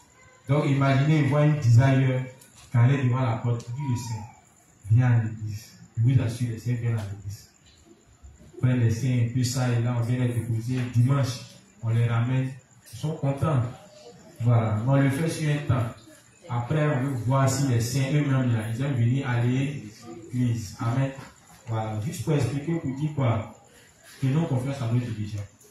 Un dirigeant, il aime les gens plus que sa propre chair, plus que sa propre famille. Tout le souci d'un dirigeant, c'est d'apporter dans nos vies la prospérité spirituelle, matérielle et financière. Quand un dirigeant voit les saints souffrir dans ça, il n'est pas content. Il n'est pas heureux, il est inquiet. Parce que tout ce qu'un dirigeant veut, c'est le bonheur des âmes. Mais tu ne peux pas faire le bonheur de quelqu'un s'il ne t'écoute pas. C'est comme nos parents. Ce qu'un parent veut là, c'est notre bonheur. Ou bien. Mais généralement, les conseils qu'ils nous donnent, les instructions qu'ils nous donnent là, on trouve qu'ils font quoi? Ils nous embrouillent. Amen. Même si par moments ils sont durs avec nous, comprenons quel est le but de les chercher. Ton papa ne veut pas que tu sortes à la maison. C'est parce qu'il veut que tu aies un bon avenir. Elle est sortie là. De nos jours là, c'est déjà dehors, hein, les camaraderies là. Surtout les jeunes de 16 ans, 17 ans. On dit quand Débo va grandir, elle n'aura pas d'amis pécheurs. Lui, les pécheurs là, ils corrompent vite les jeunes gens. Parce que le révérend dit que les jeunes gens sont émotionnels, sont sensibles émotionnellement. Et suivent rapidement les tendances. Donc si tu laisses trop ta fille côtoyer des personnes qui ne sont pas nées de nouveau, c'est sûr qu'ils vont la corrompre avec le temps. Amen. Donc c'est mieux que nos jeunes soeurs, nos jeunes frères, qui sont très jeunes dans la foi, côtoient aussi les frères qui sont jeunes dans la foi. Amen. Voilà, c'est mieux. Ils pourront protéger leur foi, ils pourront veiller les uns sur les autres. Mais les autres de dehors, là, c'est vaudis, c'est chicha. Voilà. En tant que quand tu es très jeune, tu veux les tester. Voilà. Les jeunes de maintenant, ils fument cali, ils fument cigarette, ils boivent vaudis. Chicha même qui nuit à la santé, là. Souvent, ils sont assis devant leurs parents. Ils fument. Donc, comme les parents aussi sont ignorants, ils ont dit aux parents que non, ça là, c'est pas cigarette, hein. Il dit c'est quoi? C'est mentonné. Puis le vieux assis, la vieille assise. La petite fille de 8 ans, elle fume. Tu vois même les bébés de 3 ans, 4 ans, c'est elle dans leur bouche. Les parents ont été convaincus que ça fait rien, c'est pas cigarette. C'est pas bon. Amen, c'est juste. Donc, le révérend dit que nous unis à nos prédécesseurs apportent dans nos vies quoi? Des bénédictions. Les bénédictions sont d'abord d'ordre spirituel, matériel et financier. Amen. Voilà. Un dévancier qui ne va pas bien donner l'argent comme ça, puis tu as réussi. Mais peut te montrer le chemin qui va t'amener à prospérer financièrement. Amen. Regardez même à nos prédécesseurs. Vous avez vu un peu leur passé. Ou bien. Mais aujourd'hui, quand vous regardez leur présent, c'est comment? Il y a une grande différence. C'est que les gens disent dehors où d'autres ont coupé leur orteil. C'est pas vrai. C'est pas vrai. Avant que nous n'arrivions, ils ont fait confiance à leur chef spirituel. Ils nous ont expliqué comment une fois ils ont fait les sacrifices, ils allaient à l'eau à un pain, ils buvaient sur, ils rentraient dans la maison de qui même. Je sais pas comment. Voilà, Jérémie aussi là. Ouais, c'est l'homme, hein. En longtemps il est là, hein. Ouais, s'il était là depuis autant, ouais, c'est qu'il a une foi qui est solide. Amen. Moi, lui, il a un bon témoignage, il a vu comment les prédécesseurs étaient avant. Ou bien, voilà. Quand il regarde la photo des prédécesseurs avant, franchement, un jour, les inspecteurs, on va faire semblant de poster les vieilles photos. Vous allez voir. Lui, en fait, quand on parle de bénédiction, les gens ne croient pas. Beaucoup pensent que dans la justice, on est béni. Voilà. Ne comptez pas sur moi pour m'afficher en portant des jolis habits. Je sais que les gens vont faire un chez moi. Moi-même, il n'y a pas mal. Et puis, tellement il y a reçu une nouvelle éducation, ça fait que les choses attirantes, même quand il porte ici, oui, ici, j'ai sérieux. Or, bizarrement aussi, ça pue à certains saints. Il y a une soeur comme ça qui disait à télé vu qu'avant de mettre de nouveau, elle, en tout cas, elle aimait changer les vêtements. Elle aimait toujours se relooker, toujours chic. Mais elle est venue dans l'église, on dit le dirigeant lui-même. Il s'habille, il ne ressemble à rien. Donc, elle a calculé, elle dit, mais tout ça, elle m'a embrouillé. Parce que obtenir ces choses-là, c'est pas cadeau. Tu ne travailles pas. Alors, quand les gens de la matrice, là, c'est détend, là, franchement, bouffer l'argent, c'est difficile, hein. Oui, c'est très difficile, surtout maintenant que les lapins sont là, toutes les sont là. Franchement, tu risques d'avoir des séquelles là, qui prennent la part. Donc, c'est mieux qu'apprendre la vie par la foi. C'est mieux, quoi. Est-ce que vous comptez sur l'un de la matrice? Franchement, ça va pas bien te porter. Faut bien. Ah. C'est mieux. Ok, là, juste, on va continuer. Oui, vas-y. Si vous voulez vraiment embrasser le Seigneur, oui, et vivre selon sa volonté, oui, alors vous devez vous unir à l'église établie par Dieu et à ses dirigeants. vous reprendre pour le juste. Si vous voulez vraiment embrasser le Seigneur, Et si on veut embrasser le Seigneur, c'est-à-dire être uni à lui, marcher avec lui, amen.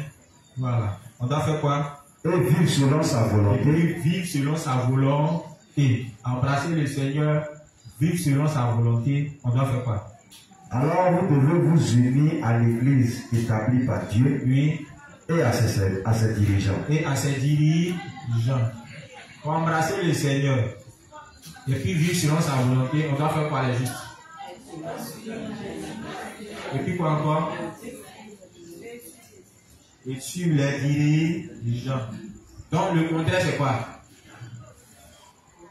Quelqu'un qui n'est pas uni à l'église, qui ne suit pas les dirigeants, est-ce qu'il peut embrasser le Christ? Est-ce qu'il peut connaître les volontés de Dieu? Il ne pourra pas suivre les volontés de Dieu, lui-même la suivre. Amen. Ok. C'est un dévancier qui parle sur le révérend. Avant même que ces livres n'arrivent en Côte d'Ivoire, il y a longtemps, lui-même, tout ce qu'on vit, il a déjà fait l'expérience. Que ce soit au niveau de la foi, que ce soit au niveau de l'encadrement des âmes. Amen. Dieu l'a suffisamment formé à cause de nous qui allons venir derrière. Amen. Donc, comment nous devons mener notre vie de foi là? Dieu a permis que tu puisses mentionner tout ça dans les livres. Donc, nous, tout ce qu'on a à faire, c'est quoi? C'est faire copier-coller de sa manière de vivre sa vie de foi. C'est de suivre toutes les instructions qu'il nous donne. Amen. Le faisant, c'est comme si il est en face de nous et qu'il nous parle. Amen. Voilà. Oui. Vous pourrez alors suivre le Seigneur jusqu'au jour où il reviendra. Amen. On pourra embrasser le Seigneur. On pourra vivre selon sa volonté. On pourra encore faire quoi? On pourra suivre le Seigneur jusqu'à ce qu'il revienne. Amen. Donc si tu es uni à l'église et au prédécesseur, tu pourras conserver ta foi jusqu'à la fin. Sinon, ce n'est pas sûr. Amen. Donc c'est grâce à nos prédécesseurs qu'on arrive à conserver notre foi. On arrive à faire quoi? À marcher selon les volontés de Dieu. Parce que on l'a vu. Le révérend dit que Dieu communique ses volontés à qui? À ses serviteurs. Et ses serviteurs, en retour, font quoi? Ils communiquent ça à son peuple. Amen. Le révérend dit que Dieu ne parle pas à tout le monde dans l'église.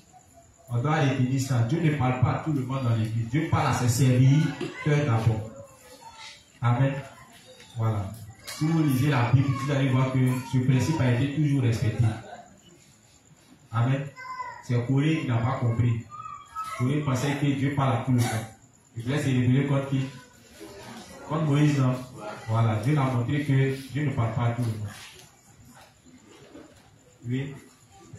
Ici, notre Seigneur nous parle du fondement même de la foi. Il dit ce qu'il explique là, c'est quoi?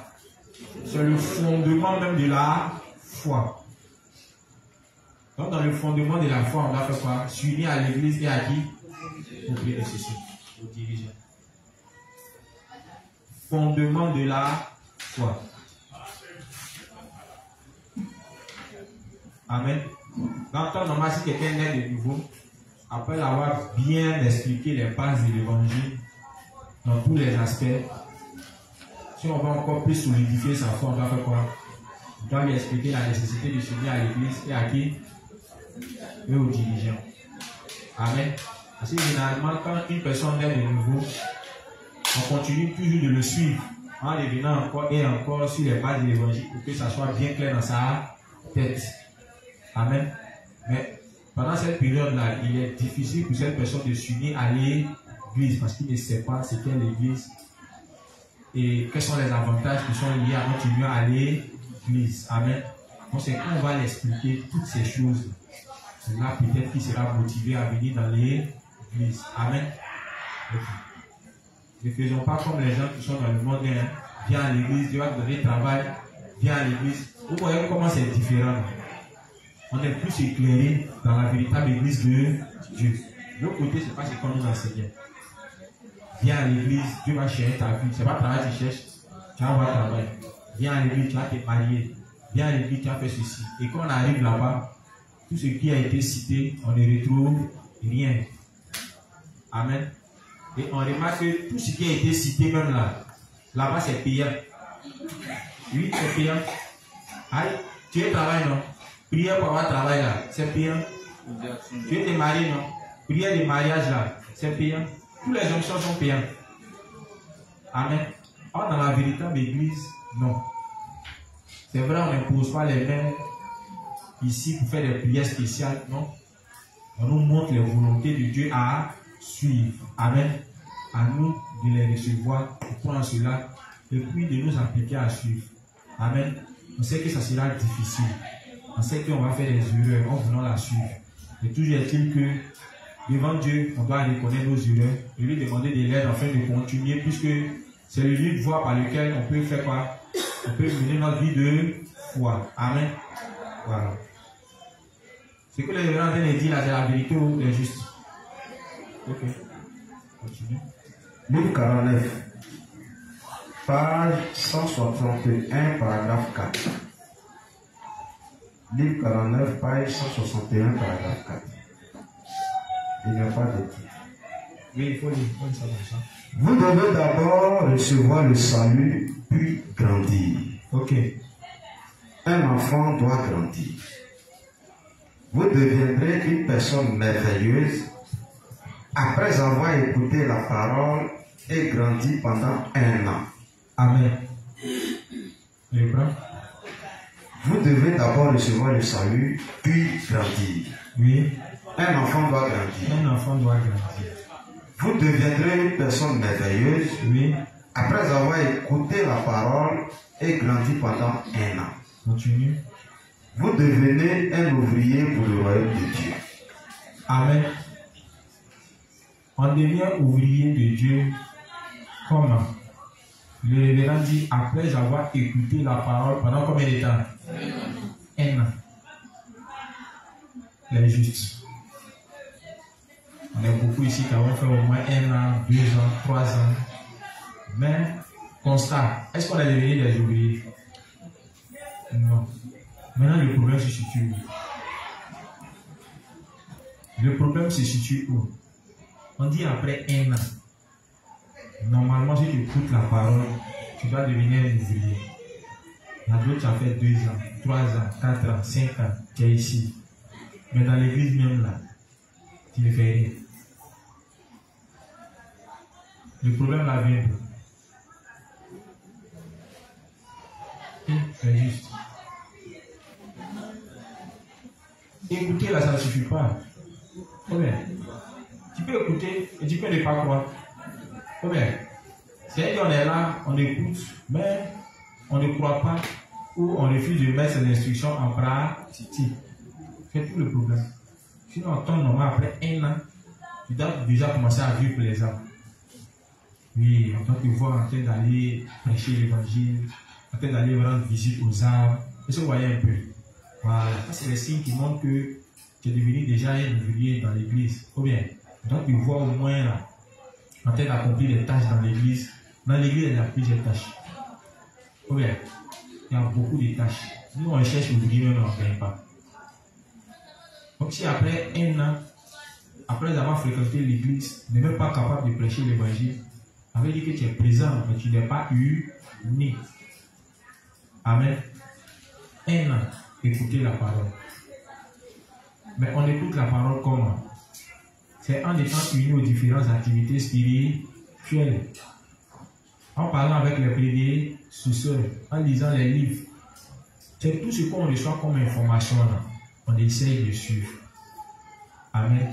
À chaque fois que tu découvres une information, ce qu'on te demande de faire, c'est quoi? Seigneur, voici ce que ta parole dit. Aide-moi à la suivre. C'est vrai, je suis rempli d'imperfections, je suis rempli de limites, mais tu as dit que c'est comme ça qu'on va mener notre vie de foi. Donc, Seigneur, aide-moi à mener ma vie de foi ainsi. Amen. Même si au départ, il sera difficile pour toi de suivre, mais toujours est-il que tu dois te le répéter sans cesse. Et crois que la prière que tu as faite là, Dieu, là, il a déjà exaucé. Seigneur, merci de m'avoir permis de suivre les instructions de l'évangile. Merci. Tant même que je suis faible, je crois que Seigneur, tu m'as permis de le suivre. Le Lévitique dit, au moins tu as ta rencontre là, tu es en train de suivre.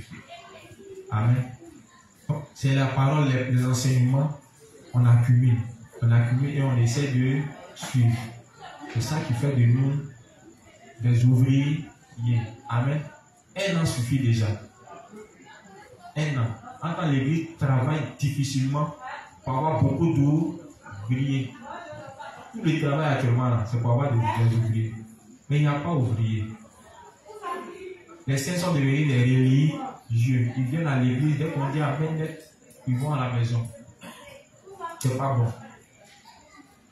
On dit d'écouter constamment. Amen. Et quand tu écoutes que tu ne comprends pas, tu dois t'arranger pour essayer de comprendre. Ça aussi, là, c'est le défaut des saints. On vient à l'église, on ne comprend pas, mais on a assis. Quand si tu ne comprends pas, tu vois que c'est comme si tu n'étais pas là. La foi vient de quoi? De ce qu'on entend, et ce qu'on entend vient de quoi? La parole de Dieu. Même si tu n'es pas capable de le dire ici, au moins au sortir d'ici, tu peux voir ton dévancier. Voilà. Et puis, lui poser ta question. Ah, dévancier, il y a un responsable qui a dit quelque chose. Je veux que tu m'expliques pour que je puisse bien comprendre. Amen. Moi, j'ai remarqué une chose. Les gens qui ne savent pas lire écrit, ils retiennent vite. Oui, ils retiennent bien même. Tu l'as bien expliqué. Je dis bien expliqué. Une fois que la personne a capté, ça reste tout de bon. Contrairement à quelqu'un, voilà, qui sait lire écrit, mais les gens qui ne savent pas lire et écrire, en tout cas, Dieu a donné cette capacité. Ils retiennent vite, ils retiennent bien, mais il faut t'assurer qu'il est bien compris. Voilà pourquoi on essaie plus ou moins de prendre un peu de cas pratiques pour faciliter la compréhension aux uns et aux autres. Amen. Ça va aller juste. Un an déjà, ça suffit. Donc, c'est une bénédiction de nous unir à l'église, de nous unir aux différentes activités spirituelles, de nous unir aux frères et aux serviteurs. Après un an. Amen. Un ouvrier, c'est quelqu'un qui vit maintenant pour l'évangile, qui vit pour les âmes. Quand nous regardons à nos vies, c'est juste. Quand on regarde à nos vies, est-ce qu'on peut dire qu'on est utile dans l'église de Dieu? Est-ce qu'on peut dire qu'on vit désormais pour les intérêts de Dieu? Regardons au nombre d'années qu'on a fait dans la justice. Est-ce qu'on est devenu un ouvrier? Est-ce qu'on est devenu une ouvrière de la justice? Si ce n'est pas le cas, ça veut dire qu'on vient, mais on ne prend pas trop en considération ce qui se fait. Parce que même quand le révérend a dit quoi? Si tu fréquentes constamment, aussi faible soit ta foi, tu dis maintenant quoi, tu vas forcément prospérer.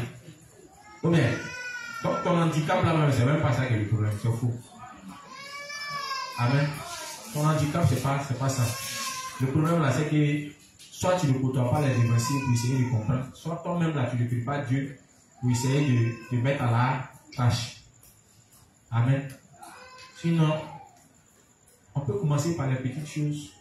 Faire des fois assister On va même distribuer les livres aux âmes et puis mettre le numéro des dévanciers. Ce qui me fait mal, c'est que nos mamans d'avant et nos mamans de maintenant, pardon, je ne vais pas dire avant, nos mamans, quand elles étaient dans le légalisme, là, on les voyait zélés. Les mamans, elles avaient une manière de convaincre les autres mamans, même les jeunes gens à venir à l'église. Depuis elles sont nées de nouveau, franchement. Et là, maintenant, tu vois une maman, non, mais tu ne peux pas marcher, il ne faut pas aller dans l'église. Avant, là, il y a actuellement dans ma cour, là, les vieilles, elles sont là à 4 heures. Elles sont à Yaoussi. Yaoussi qui est dangereux. Elles sont évangélisées là-bas. Elles sont café. Donc, mes vieux pour aller travailler, il y a les vieilles. Pourquoi les vieilles sont aussi zélées qu'il est juste? Il y a un jour, là, c'est levé à 4 heures pour lire son livre. On ne va pas dire qu'il n'a pas sorti. Là, c'est levé à 4 heures pour lire. Il ne peut pas. On paresse. Amen.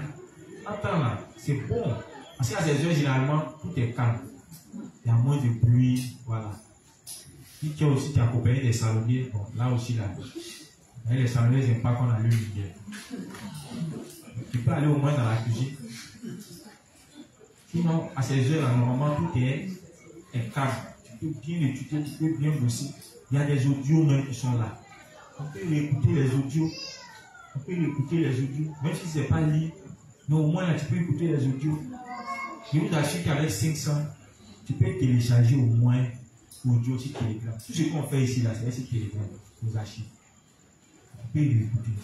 À force de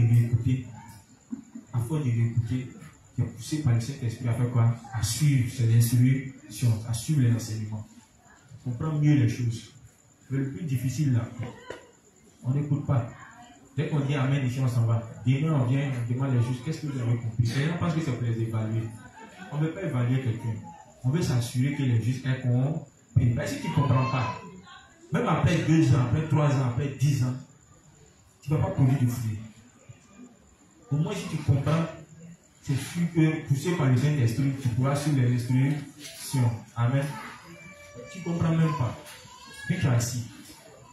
Amen. La vie de la justice n'est pas la même chose. Le monde là, ils s'en foutent. Tu lis ta Bible, tu lis pas ta Bible. Tu évangélises ou tu évangélises pas. Il faut envoyer l'an seulement.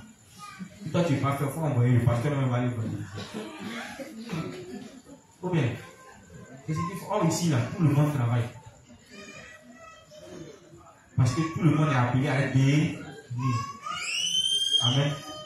On veut amener tout le monde à être béni. Parce que quelqu'un qui travaille pour la justice, quelqu'un qui vit pour l'évangile, forcé, Dieu s'occupe de lui. Amen. Dans un premier temps, Dieu s'assure de lui donner au moins le minimum pour ses petits besoins. Amen. Mais si tu n'es pas devenu un ouvrier, si tu n'es pas utilisé par Dieu, tu vois que Dieu lui-même peut te donner son argent pour manger, ça l'énerve. C'est comme un enfant qui se lève le matin, il ne parlait pas, il n'a pas assiette, et puis il s'en va se promener. C'est à midi quand le repas est cuit, là. C'est là qu'il vient s'asseoir et dit, bon, tu vois, ça c'est quoi là? Maman le regarde, il est méchant. Parce qu'il n'est jamais là pour qu'on l'envoie. Mais c'est quand il a faim, c'est là qu'il sait où se trouve sa main. C'est pas intéressant. Dieu aussi, là, ça l'énerve de nous voir, ne rien faire pour le salut des âmes, ne rien faire pour son évangile. Ne serait-ce même que pour prier, on ne peut pas le faire. Amen. Déjà, si tu parles l'évangile, même prier là, c'est quelque chose. Ou bien, on dit servir l'évangile, c'est dans tous les niveaux. Donc, si toi-même tu ne veux pas être utile même là, quelque part dans la justice, franchement, je ne sais pas ce qu'on peut faire pour toi. Mais on retient, après 1 an d'écoute de la parole de Dieu, normalement tu dois être utilisé comme quoi? Comme ouvrier. C'est juste. On sait comment on peut devenir un ouvrier, non? Ou bien un ouvrier. C'est après avoir fait quoi? Écouter la parole. Mais comme on l'a dit, comme le dit la Bible aussi, je crois bien, celui qui écoute, mais qui ne met pas ses paroles en pratique, c'est Jacques qui l'a dit, non? C'est Jacques, mais c'est qui? Il est comme un ouvrier oublié, c'est ça, non? Voilà. On peut lire ça pour que les juges comprennent. On ne va pas se limiter seulement à écouter. Écouter et puis mettre en pratique. Amen. Voilà.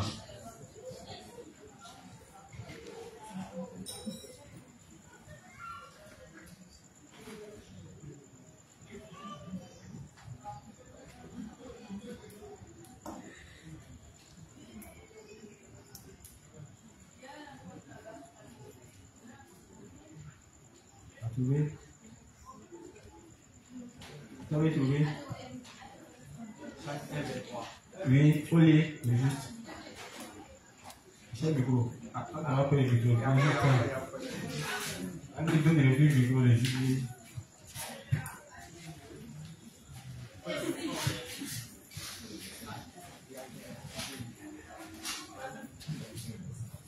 Jacques 1, 23. Oui. Car si quelqu'un écoute la parole et ne la met pas en pratique, Oui. il est semblable à un homme qui regarde dans un miroir son visage naturel et qui, après s'être regardé, s'en va et oublie aussitôt quel il était. Oui. Mais celui qui aura plongé le regard dans la loi parfaite, Oui. la loi de la liberté, Oui. et qui aura persévéré, n'étant pas un auditeur oublieux, Oui. mais se mettant à l'œuvre, celui-là sera heureux dans son activité. Amen. Il sera comment? Heureux dans son activité. 23 à 25. Ok. Donc, on écoute, et puis on fait quoi? On persévère en quoi? On persévère en quoi? En faisant quoi? En mettant ces enseignements en pratique. C'est tout. En continuant de le faire, vous allez voir que Dieu va commencer à nous utiliser. C'est ce qu'on a reçu comme instruction de notre évangile. Il nous a dit qu'un saint doit prêcher l'évangile. On s'est mis à la tâche, on a essayé de prêcher l'évangile. On nous a dit d'aller rendre visite aux âmes. C'est ce qu'on a essayé de faire. Vous voyez qu'à force de poser les pas comme ça, finalement Dieu dit, bon, ok, comme tu te plais à prêcher l'évangile, puis à suivre les âmes, bon, ok, je vais t'établir au moins sur 2 ou 3 personnes, et je vais voir comment tu arrives au moins à nourrir ces âmes. Amen. Toujours avec les conseils des prédécesseurs. Et il va te confier au départ 1 ou 2. Et puis il va te, au fur et à mesure, tu es régulier, tu viens t'entretenir avec les âmes. Donc on dit on vient d'utiliser un peu, hein. Au moins tu vas t'en rendre compte. Soit tu peux devenir soit un pasteur, soit tu peux devenir un inspecteur, soit tu peux devenir un pasteur même d'une zone. C'est comme ça. Doucement, doucement comme ça. Amen. Dieu dans la vie ne va pas venir te réveiller un matin. Le juste, à partir d'aujourd'hui, tu es pasteur. Ne fais pas ça. Amen. Ça ne se fait pas dans la justice. On commence toujours par les petites tâches d'abord. Et ces petites tâches-là, on les applique parce qu'on a entendu ça de nos prédécesseurs. Amen. Voilà, nous enseigner ça à l'église. Donc c'est ce qu'on essaye de suivre.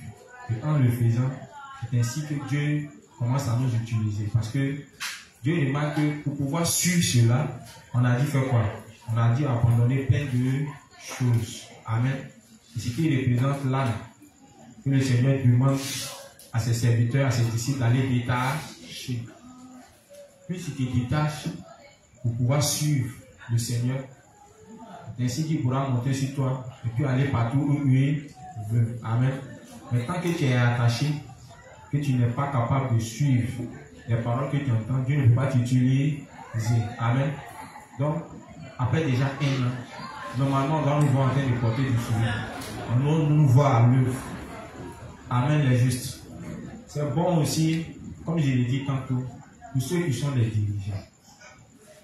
On est appelé à former les âmes. C'est des informations qu'on doit savoir.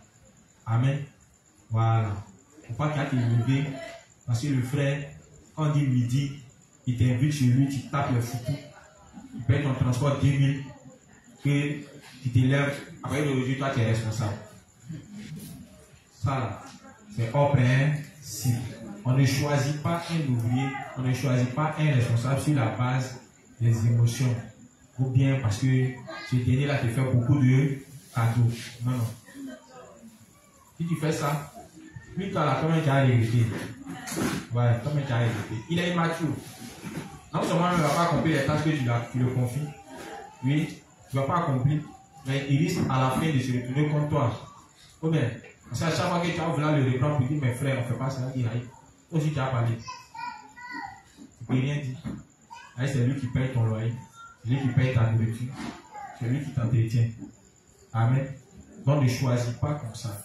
C'est quand on était dans le monde, c'est là les hommes de Dieu choisissaient comme ça. La plupart des anciens, c'est pas comme ça qu'ils ont choisi. Voilà. Quand il y a un DG d'une société, on remarque que tes enveloppes, franchement, sont réguliers, qui sont consistants avec toi. mets-toi à côté, tu es un ancien de l'église. Ou bien tu es un diacre. Voilà. Mais jamais on a appelé un membre dans l'église du monde, appelé soit un. Non. Eux, généralement, on les prend pour aller sur le terrain, aller évangéliser. Voilà. Les gens de maintenant, les appellent les fous. On les a dit que s'ils évangélisent, Dieu va régler leurs problèmes. Donc tu vois la maman ou bien tu vois le jeune frère, évangéliser et payer cher Pâques. Finalement, quand la chose qu'ils recherchent, ils ne l'obtiennent pas, leur foi fait quoi? Les ailes disparaissent. Ici, c'est pas comme ça. Amen. On regarde à ceux qui écoutent, à ceux qui obéissent, ceux qui se mettent à l'œuvre en rapport avec les enseignements qu'ils ont reçus. C'est ceux-là que Dieu recrute. Et ce qui fait que par moment, c'est le Saint-Esprit même qui met dans le cœur des serviteurs de choisir telle ou telle personne pour son œuvre. Amen. Quand le choix n'est pas de Dieu, vous allez voir que l'œuvre qu'il a confiée, là, ça ne va pas prospérer. Ça s'arrête. Amen. Mais quand c'est Dieu, on voit la suite. Amen. Ça prospère. Quels que soient les défauts, quelles que soient les limites de cette personne, ça prospère toujours. Parce que Dieu n'utilise pas les personnes talentueuses, mais les personnes qui sont obéissantes. Aussi longtemps qu'il obéit à la parole de Dieu, il obéit à ses dirigeants, il se laisse gouverner. Vous allez voir que Dieu va travailler, même si c'est un volé. Amen. Ok. Les justes. 21h14, on va s'arrêter là. Demain, pardonnez les justes. Au moins, vous allez me rappeler les avantages d'être unis à l'église, aux serviteurs eux aussi. Amen. Voilà. D'autres disent, c'est comme si on était à l'école. On est à l'école. On dit l'école de la mission. C'est ça qui est là. Donc, on est à l'école. Donc, demain, il y a des voix. Hein? Montrez-moi juste les avantages de nous unir à l'église, au sein et au serviteur. Amen. Voilà. Donc, si celui-là a donné la parole au responsable, il va terminer avec la prière. Amen. Nous allons remercier Dieu pour son assistance, lui demander de nous accompagner et de nous aider à garder toutes ces paroles dans nos cœurs, de les appliquer pour devenir des ouvriers utiles à la diffusion de l'évangile. Nous prions. Éternel Dieu, nous te disons merci, nous te rendons grâce de ce que tu nous as conduit toi-même ce moment. Merci pour les paroles justes que tu as mis dans la bouche de ton serviteur afin de nous expliquer simplement ce que tu voudrais que nous comprenions. Père, nous te remercions de ce que tu as fortifié nos cœurs en entendant ces paroles dans un langage aussi simple. Merci de nous donner la force de croire, de garder ces paroles et de les appliquer dans nos vies de foi, afin de devenir des ouvriers et d'être utilisés pour la diffusion de l'évangile. Merci de nous accompagner, de veiller sur chacun de nous, toi qui es le gardien par excellence, et de nous donner la force de ruminer encore les enseignements reçus, et de venir ici demain à l'heure pour poursuivre sur le même thème. Merci de veiller sur ton serviteur et lui donner la force demain d'être là en bonne santé pour encore nous édifier. C'est au nom de Jésus-Christ que nous avons prié. Amen.